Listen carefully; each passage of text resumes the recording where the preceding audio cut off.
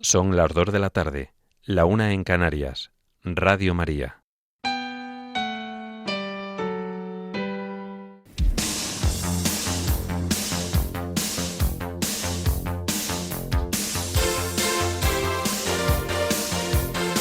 Servicios informativos de Radio María.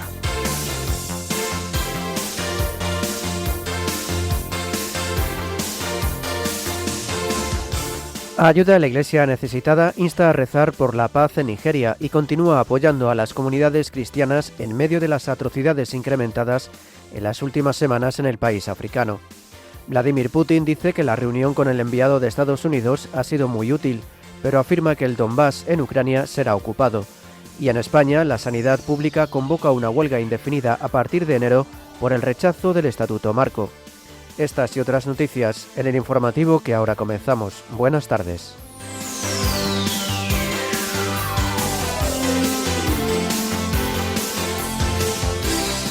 El Papa León XIV acudirá a rezar ante la Inmaculada en la Plaza de España de Roma con motivo de la solemnidad de la Inmaculada Concepción. La Iglesia en Sri Lanka sostiene a la población tras la devastación del ciclón Diva. La Conferencia Episcopal Española apoya 272 nuevos proyectos del Fondo Nueva Evangelización. Cáritas lanza su campaña de Navidad con el lema «Hagamos que tener una vida digna deje de ser cuestión de suerte». Israel identifica los restos del último cadáver entregado por Hamas y Yihad Islámica. Los abortos en Texas disminuyen un 18% tras la entrada en vigor de la ley del latido del corazón. La Unión Europea amplía a 91 municipios las restricciones por la peste porcina en España. Nuestro país y Marruecos celebran su 13ª reunión de alto nivel para reforzar las relaciones. Y en deportes, el Orense elimina al Gerona de la Copa del Rey y se clasifica para los 16avos de final.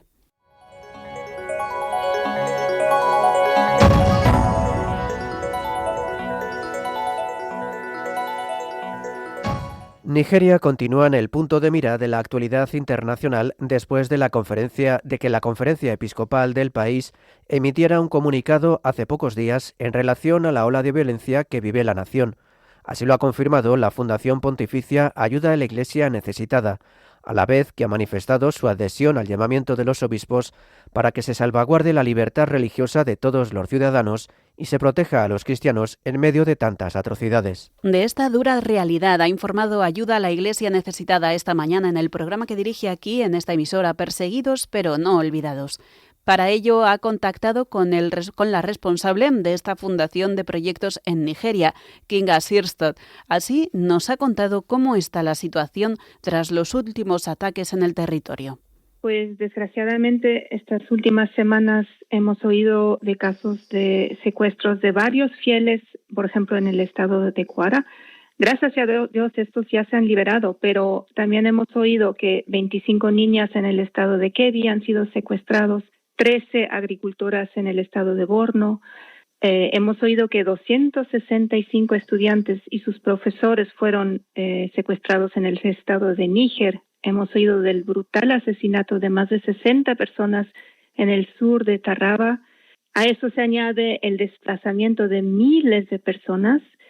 Y además ayer nos llegó la noticia del secuestro de un sacerdote de la diócesis de Zaria, que además es uno de nuestros project partners. Y evidentemente, si uno conoce al sacerdote, si uno ha escrito con esa persona, como a mí personalmente tengo que admitir que me toca un montón.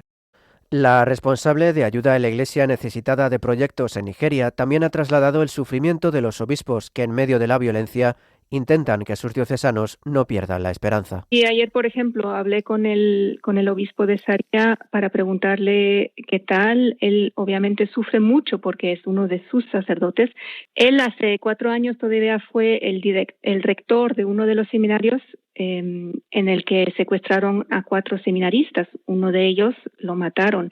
Entonces, para él es la segunda vez que secuestran a alguien bajo su autoridad, ¿no? Él se siente como el padre para sus sacerdotes, era el padre de sus seminaristas.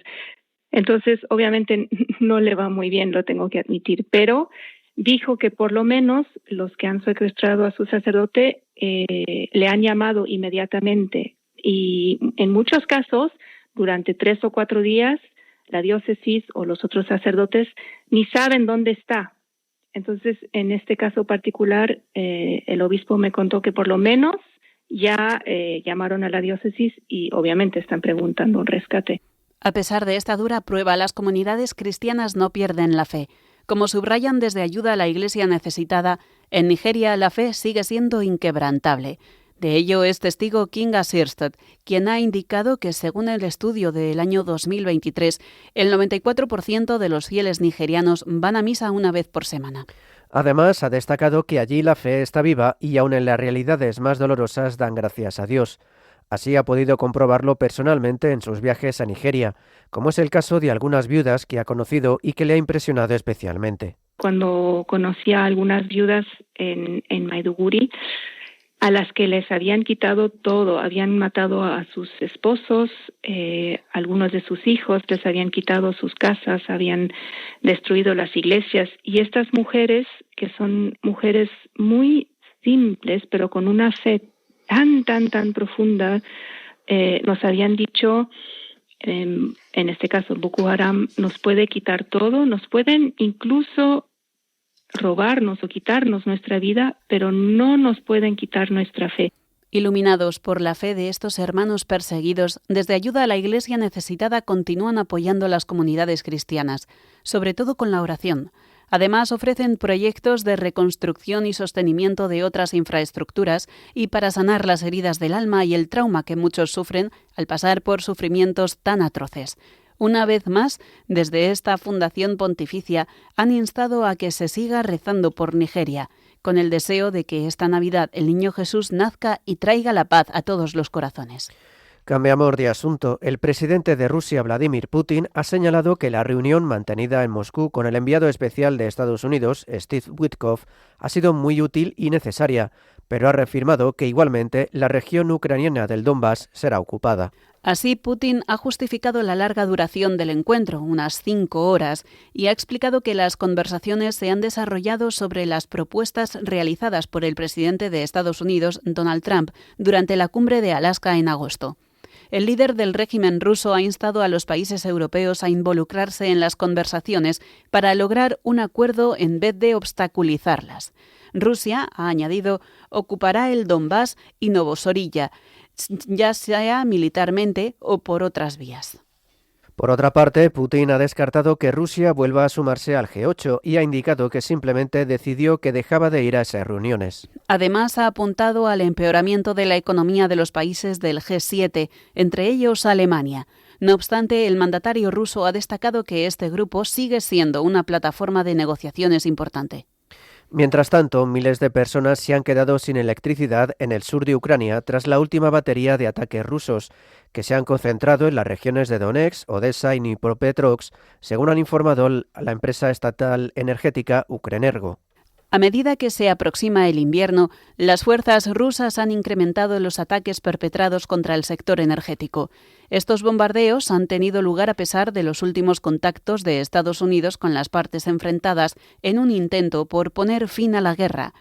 Ukrenergo estima que casi 52.000 personas se han quedado sin suministro eléctrico solo en Odessa, mientras que otros 40.500 carecen de calefacción en Jersón, donde la principal planta de generación eléctrica ha tenido que suspender de momento sus operaciones. Hablamos ahora de la actualidad en España. Las 5 principales organizaciones sindicales con representación en el ámbito de negociación del Estatuto Marco del personal sanitario han convocado a los trabajadores del Sistema Nacional de Salud a secundar una huelga indefinida a partir del próximo 27 de enero, que se repetirá cada martes mientras sea necesario. La secretaria estatal del sector salud de UGT Servicios Públicos, Begoña Valel, ha explicado en rueda de prensa que el Ministerio de Sanidad ha rechazado alcanzar un acuerdo que incluya a todos los profesionales, poniendo fin a casi 3 años de negociaciones. Los convocantes lamentan que el Ministerio dirigido por Mónica García haya optado por llevar a cabo negociaciones paralelas con sindicatos que representan únicamente al colectivo médico. La movilización indefinida busca exigir al Ministerio un nuevo estatuto marco que mejore de forma equitativa las condiciones laborales de todos los profesionales sanitarios. Las líneas rojas de los sindicatos para alcanzar un acuerdo pasan por adaptar las retribuciones a la nueva clasificación profesional. un límite de jornada laboral que permita la conciliación y condiciones claras para una jubilación anticipada y parcial de los profesionales que trabajan en la sanidad pública.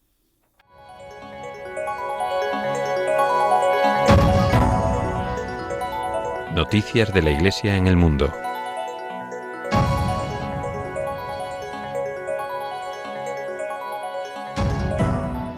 El Papa León XIV se dirigirá el próximo 8 de diciembre a la Plaza de España de Roma para rezar ante el monumento a la Inmaculada Concepción con motivo de su solemnidad. Está previsto que el Santo Padre llegue sobre las 4 de la tarde, hora local. Como viene siendo tradición desde hace años, ese día la ciudad de Roma y diversas organizaciones rezarán y depositarán flores ante la imagen de la Virgen.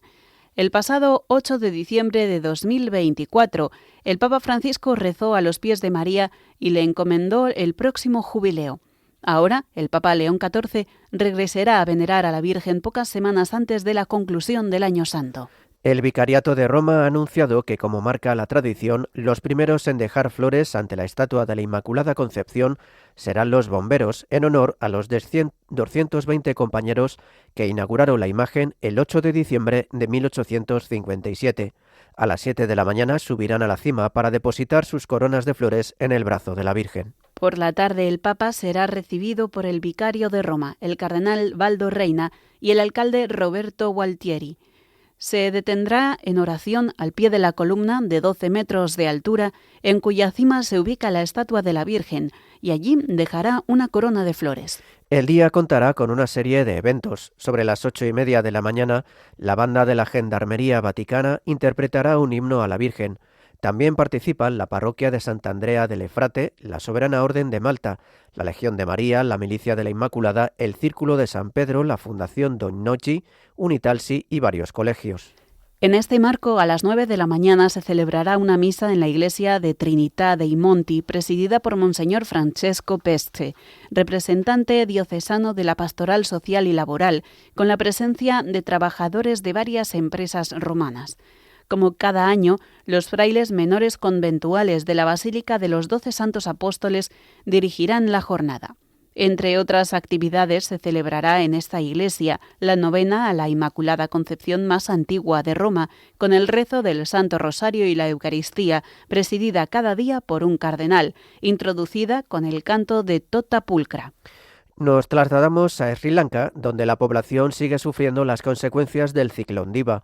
El director de las Obras Misionales Pontificias en este país, el padre Basil Rohan Fernando, ha explicado que el país está bajo el agua y asegura que la situación es grave.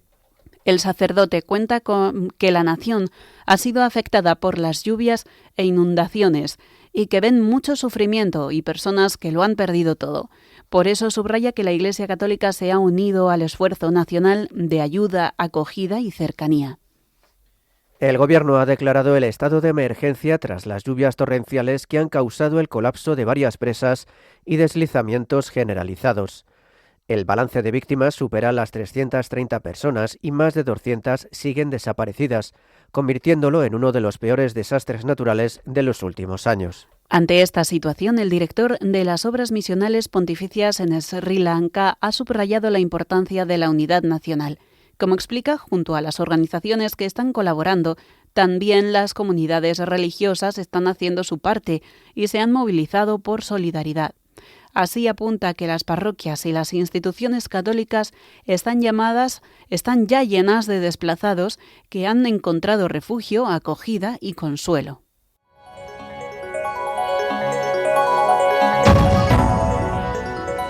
Noticias de la Iglesia en España.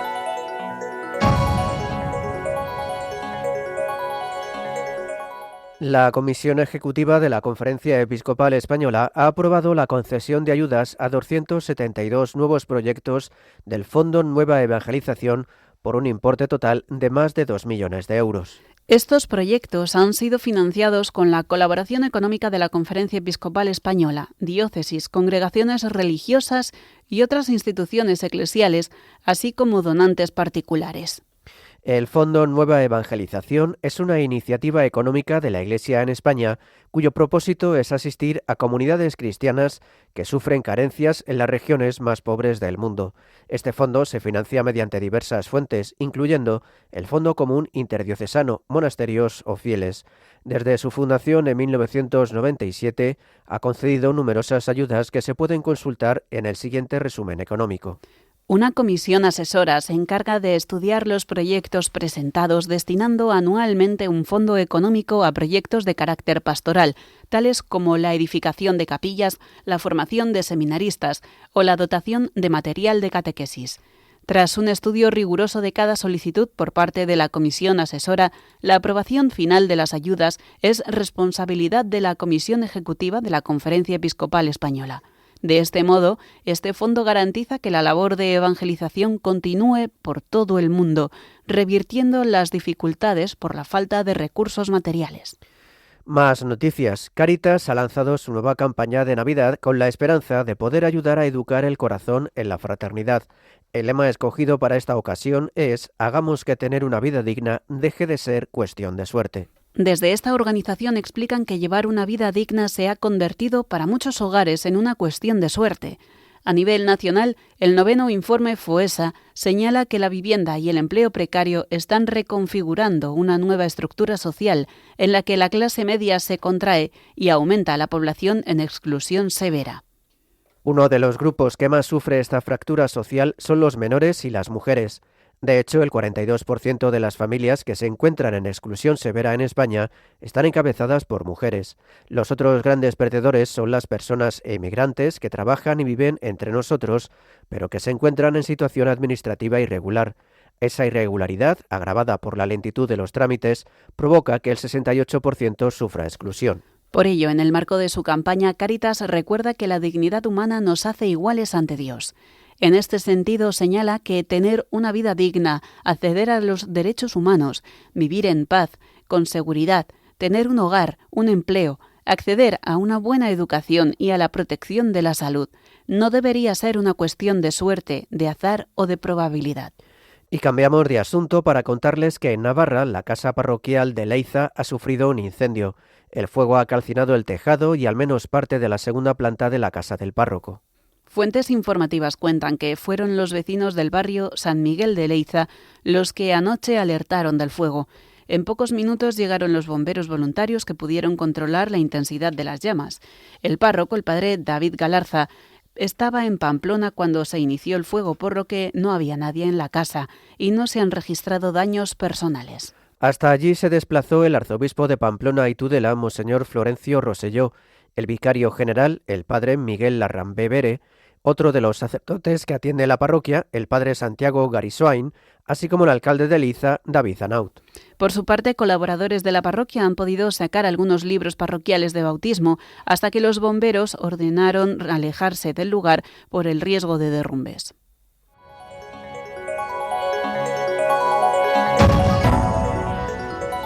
Información internacional.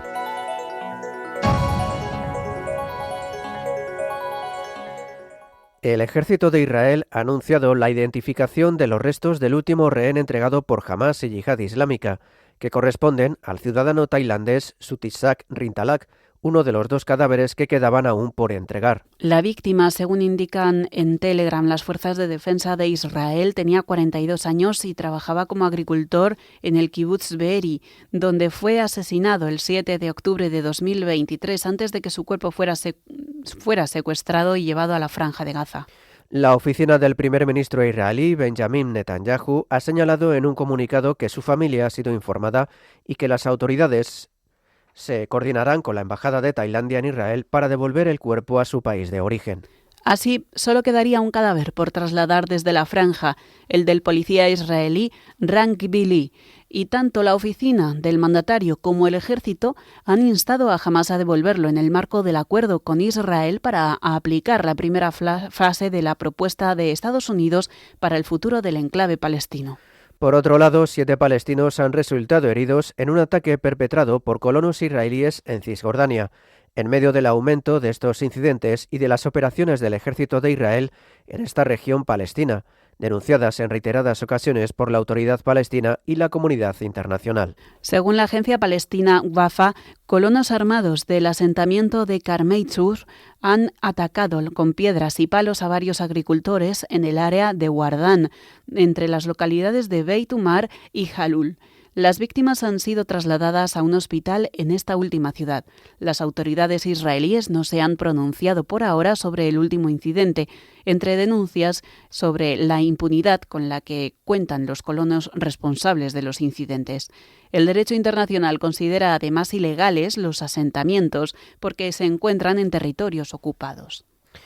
Cambiamos de asunto. Un estudio publicado en el Journal of the American Medical Association confirma el impacto de la ley del latido del corazón de Texas, en Estados Unidos, aprobada en 2021, que muestra una reducción significativa en el número de abortos realizados en el estado durante los últimos 4 años. El estudio revela que la legislación ha reducido los abortos en más del 18% en este periodo analizado. Aunque el número de abortos disminuyó en todos los grupos demográficos por edad, los resultados indican que la incidencia del aborto cayó más entre las tejanas menores de 18 años, cayendo en concreto un 26,1%. La ley del latido del corazón de Texas es una ley estatal que restringe fuertemente el aborto al prohibirlo desde que se puede detectar actividad cardíaca embrionaria, lo que suele ocurrir alrededor de las 5 o 6 semanas de embarazo. Nos trasladamos a Italia. La Cámara de Diputados ha aprobado un proyecto de ley por el que se establece que toda actividad curricular o extracurricular en centros de educación secundaria que aborde temas de sexualidad, afectividad, relaciones y orientación sexual requerirá el consentimiento previo de las familias. El proyecto de ley equipara los centros de educación secundaria obligatoria con los de bachillerato, estableciendo que debe obtenerse el consentimiento de los padres para los estudiantes menores de edad y de los propios estudiantes cuando sean mayores de edad. El formulario informativo debe transmitirse al menos 7 días antes de la actividad, con indicación detallada de los objetivos, contenidos, modalidades y la presencia de expertos externos. Las escuelas infantiles y primarias quedan excluidas de cualquier actividad adicional de educación sexual, que deberá seguir exclusivamente las indicaciones de los programas escolares oficiales. Si la familia o el estudiante deciden no participar tras la evaluación de los contenidos y de las modalidades de los proyectos, la escuela está obligada a prever actividades formativas alternativas que no sean improvisadas, sino actividades ya incluidas en el plan trienal de la oferta formativa. Y terminamos la información internacional en Polonia. El Tribunal Constitucional ha declarado que los objetivos y las actividades del Partido Comunista Polaco son incompatibles con la Constitución y ha ordenado su ilegalización inmediata. La decisión se basa en que la formación glorifica regímenes responsables de la muerte de millones de personas, especialmente la Unión Soviética de Joseph Stalin. La presidenta del Tribunal Constitucional, la jueza Krystyna Pawłowicz, ha declarado que no hay cabida en el ordenamiento jurídico de la República de Polonia para un partido que glorifique a criminales y regímenes responsables de la muerte de millones de seres humanos, incluidos muchos de sus compatriotas. La Constitución polaca prohíbe explícitamente los partidos cuyos programas se basen en ideologías totalitarias y convicciones afines al nazismo, el fascismo y el comunismo. Esta disposición constitucional ha sido la base legal para la ilegalización del Partido Comunista Polaco, que funcionaba desde 2002 como sucesor ideológico del partido que gobernó Polonia bajo un sistema de partido único hasta 1989. A pesar de la trascendencia legal y simbólica del fallo, el Partido Comunista Polaco tiene actualmente muy poca visibilidad pública y no cuenta con representantes electos. Se estima que su número de miembros oscila entre los 500 y los 1.000, aunque la formación nunca ha hecho público el número de afiliados.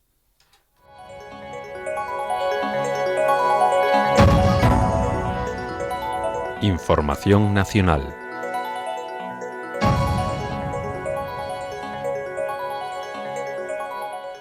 La Unión Europea ha ampliado de 64 a 91 los municipios de la zona afectada por el brote de peste porcina africana, que estarán sometidos a restricciones hasta el 28 de febrero del año que viene, y ha dejado fuera de este perímetro las comarcas con mayor peso del sector porcino, como Osona y Segriá. En total, son 8 las comarcas barcelonesas afectadas por las limitaciones por la peste porcina africana. una enfermedad vírica infecciosa que afecta a los jabalíes y a los porcinos en cautividad y que puede tener graves repercusiones en la población animal afectada y en la rentabilidad de la ganadería, al afectar a las exportaciones a terceros países. Así figura en una decisión de ejecución de la Comisión Europea publicada en el Diario Oficial de la Unión Europea, relativa a determinadas medidas de emergencia provisionales en relación con la peste porcina africana en España.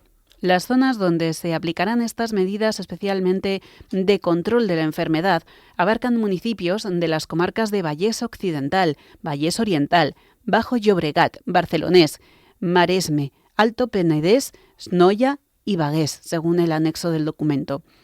La Comisión ha destacado la importancia de aplicar lo antes posible las medidas urgentes de control para evitar la propagación del virus, a la espera del dictamen del Comité Permanente de Vegetales, Animales, Alimentos y Piensos, que revisará la decisión en su próxima reunión.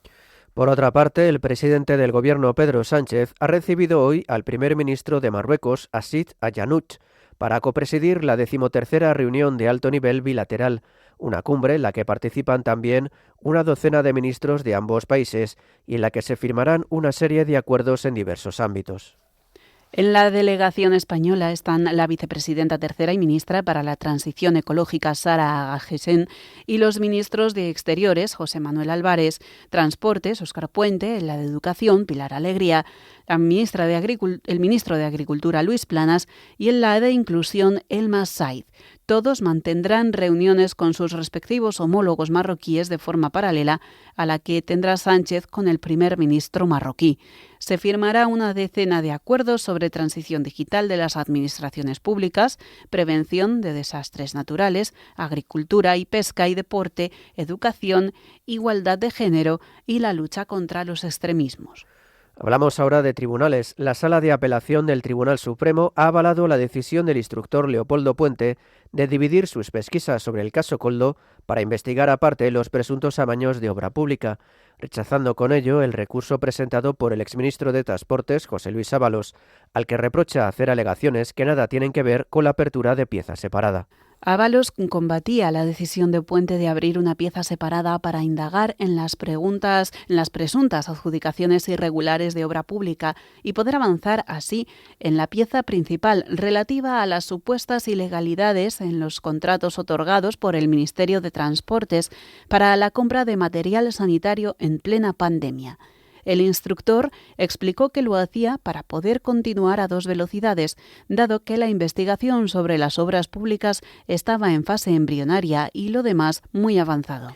Terminamos la información nacional contándoles que el consejero delegado del Grupo Sanitario Rivera, Pablo Gallard, ha solicitado apartarse temporalmente de las responsabilidades sobre la gestión del Hospital de Torrejón de Ardoz en Madrid, tras la publicación de una grabación en la que pedía aumentar las listas de espera de este centro público de gestión privada para incrementar los beneficios de la empresa. El Grupo Rivera ha señalado en un comunicado que esta desvinculación de Gallard de las responsabilidades sobre la gestión del hospital se produce para garantizar los valores y la ética que siempre ha caracterizado al grupo.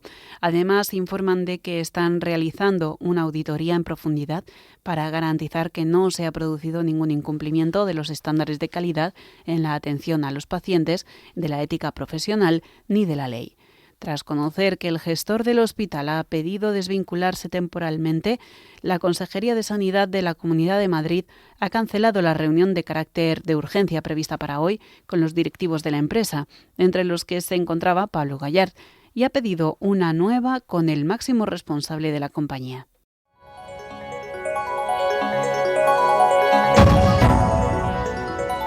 Información deportiva.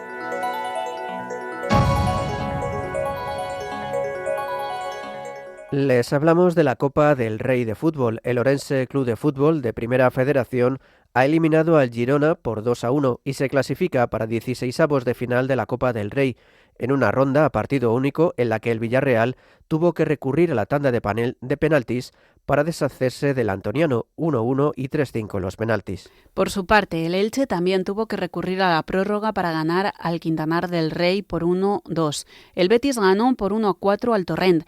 Real Sociedad venció por 0-2 al Reus y el Levante ganó al Cieza por 0-1 para pasar de ronda. Además, el Málaga quedó eliminado a manos del Talavera al perder por 2-1 contra el penúltimo clasificado del Grupo 1 de Primera Federación, la misma categoría a la que pertenece el Eldense, que también dio la sorpresa a ganar por Almería por 2-1. El Cádiz también se despide de la Copa del Rey al perder contra el Real Murcia por 3, mientras que el Eibar ganó 0-3 al Pontevedra. Además, la Cultural Leonesa ganó por 4-2 al Andorra y el Real Sporting logró el pase a casa del CD Mirandés al ganar por 0-2.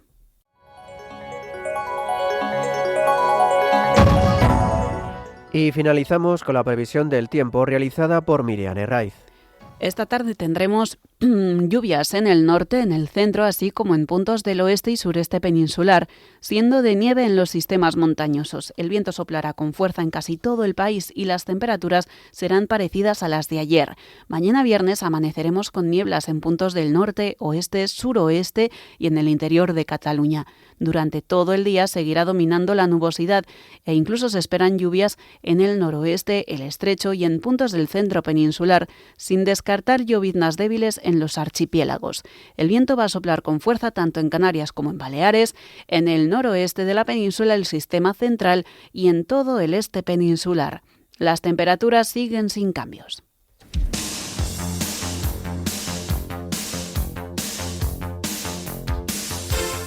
Es todo por ahora. Los hemos acompañado en la redacción Cristina Abad y Marta Troyano y en los micrófonos Rocío García y Javier Pérez. Tendrán más noticias a las 10 de la noche, las 9 en Canarias.